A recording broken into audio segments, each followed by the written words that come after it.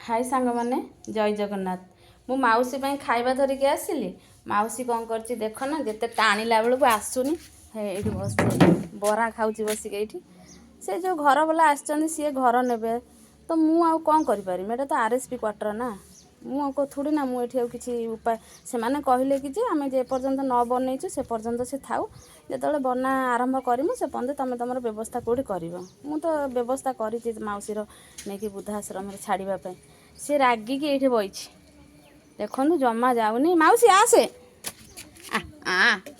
ମାଉସୀ ଦେଖୁଛନ୍ତି ତ, ଜମା ଆସୁନି।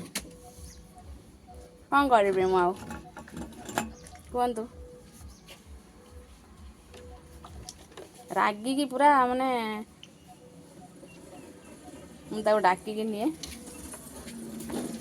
ମାଉସୀ ଆସୁନି।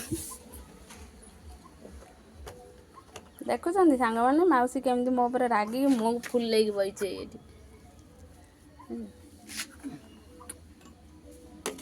ସେମାନେ କାଲି ସନ୍ଧ୍ୟାରେ ଆସିଥିଲେ ତ, ସେଥିପାଇଁ ତାଙ୍କୁ ଦେଖିକି, ଘରବାଲାଙ୍କୁ ଦେଖିକି, ସେଥିପାଇଁ ସେ ଭାବୁଛି କି ଯେ ମୋତେ ଏଇଠୁ ବିଦା କରିଦେବେ ଆଉ।